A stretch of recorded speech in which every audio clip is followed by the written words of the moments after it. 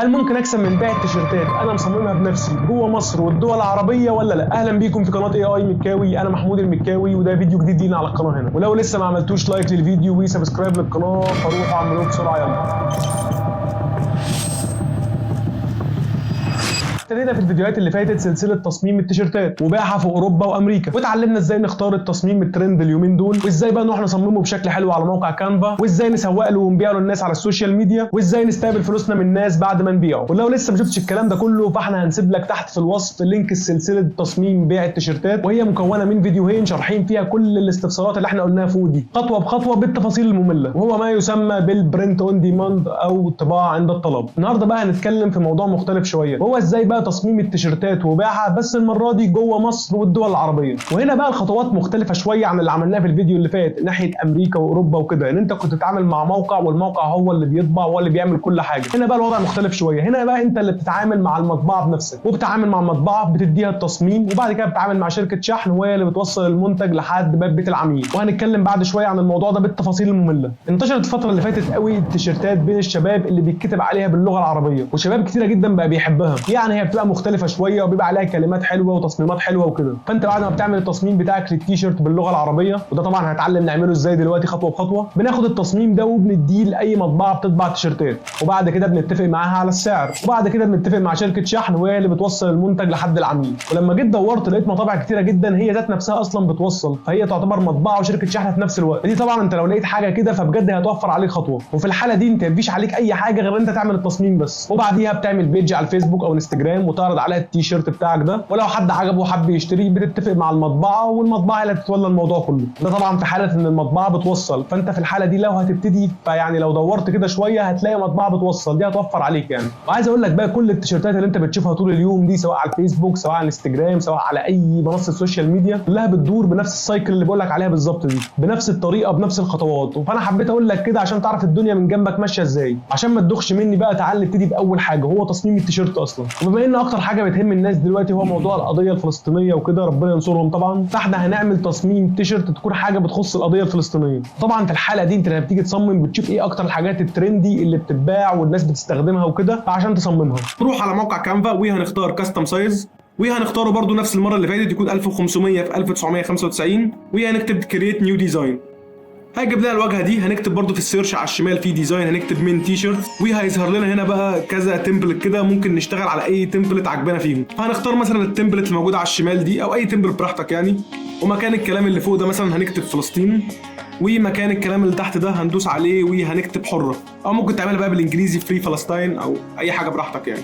وطبعا بقى كل الكلام اللي في النص ده هنشيله ملوش اي 30 لازمه، احنا هنحط دلوقتي الصور والتصميم بتاعنا فهنروح نشيل كله.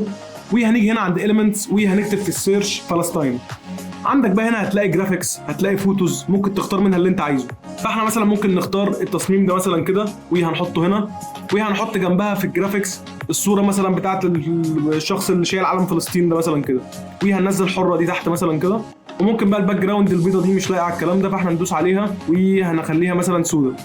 وهنختار الفونت هنا ان احنا عايزين نغير لونه كلمه فلسطين دي فهنغيرها لاي لون تاني، ممكن نخليها اللون الاحمر وتحت نخليها اللون الاخضر اللي هو نفس لون العلم يعني بالشكل ده مثلا كده. بعد كده هنروح ندوس على الباك جراوند دي وهنخليها كلها سوداء زي ما انتم شايفين بالمنظر ده كده مثلا. طبعا هنغير الفونت بتاع فلسطين ده هنروح ندوس عليها ممكن نخليه مثلا ريفيك فري بولد ده، وحره برده هنختار نفس لون الفونت ده. طبعا يستحسن كلمه فلسطين وحره يتحطوا بالتشكيل، فانت ممكن تروح تجيبها من على جوجل ترانسليت او من على جوجل عموما تجيبها بالتشكيل وتحطها. ممكن مثلا تاني ممكن تزود اي جرافيكس انت عايزها مثلا، وهنختار مثلا صورة النسر اللي عليه علم فلسطين ده بالشكل ده كده، وهنصغر طبعا الصورة خالص لحد ما تبقى بالشكل ده كده بالظبط. طبعا دي بقى حرة دي ممكن نكبرها شوية عشان تبقى واضحة كده بالديزاين ده كده مثلا. وممكن بقى تدوس على الباك جراوند دي وتدوس عليها فوق وتروح على الشابلونة اللي على الشمال دي وتختار بقى اي لون انت عاجبك شايفه مناسب يعني للتيشيرت ده. فاحنا مثلا ممكن نختار مثلا اللون ده كده بالشكل ده. طبعا الديزاين ممكن ما يبانش ان هو احسن حاجه يعني، بس انا بقول لك بس الحاجات اللي ممكن تستخدمها لحد بقى ما انت بقى تعمل الديزاين اللي عاجبك يعني. وممكن نرجعها تاني انها تبقى سودة بالشكل ده كده مثلا، ونكبر الصوره دي شويه، او ممكن برضو نروح نكبر دي شويه. دي بقى تقعد تلعب فيهم بقى ايه لحد ما تعمل اللي انت عايزه في الاخر. بعد كده هتروح دوس فوق على شير، بعد كده هتدوس على داونلود.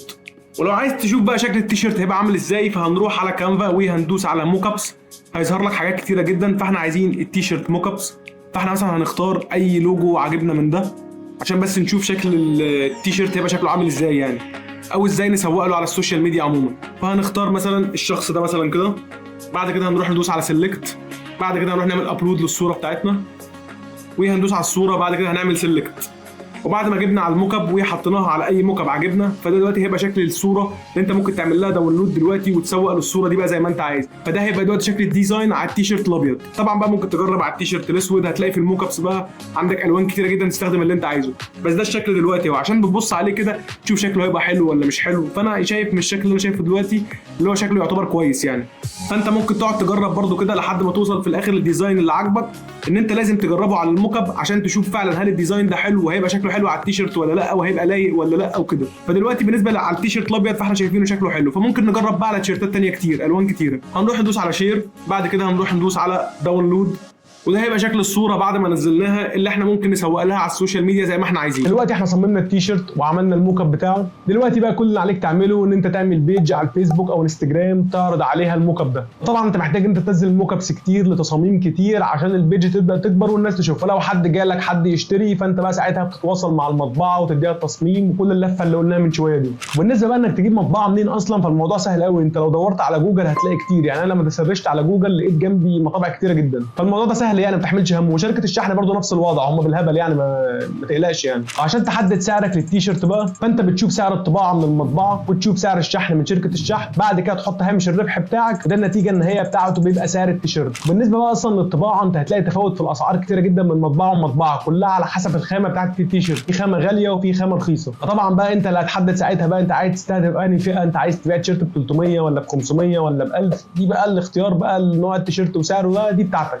بس هو اللي بيفرق في الحاله دي بيبقى نوع التيشيرت ذات نفسه، الخامه بتاعته. وطبعا عشان نتكلم بصراحه، موضوع البيع من الفيسبوك او انستجرام او كده من غير اعلانات مموله بصراحه بيبقى صعب. بس انت ممكن تبتدي بالدائره القريبه منك، مثلا زي جروب مثلا انت عارفه، او جروب واتساب، او على الاكونت بتاعك على الفيسبوك، او الاكونت بتاعك على الانستجرام، ايا كان حاجه من الحاجات دي يعني. ومحتاج برضه على الصفحه بتاعتك دي ان انت تنزل موك ابس كتير وصور كتير عشان تبدا تظهر وناس كتير تشوف التصاميم بتاعتك، وان شاء الله ربنا يكرمك باول بيعه. وكده خلاص احنا وصلنا للاخر وشرحنا كل حاجه ما تخص الطباعه عند الطلب، وخصوصا طباعه التيشيرتات، واحنا شرحناها سواء في اوروبا وامريكا او سواء في مصر والدول العربيه. لو في اي استفسار عندك او اي حاجه واقفه معاك ابعت لنا على جروب التليجرام، هنسيب لك اللينك تحت في الوصف. ويا ريت تسيب لنا كومنت تقول لنا ايه رايك في المحتوى اللي احنا بنقدمه، او عايز نغير حاجه، او عايز الفيديو الجاي عن حاجه معينه، فيا ريت تسيب لنا كومنت ايا كان يعني. وطبعا كل الكلام ده بعد ما تكون عملت لايك للفيديو وسبسكرايب للقناه، وان شاء الله نشوفكم في فيديو جاي بفكره جديده.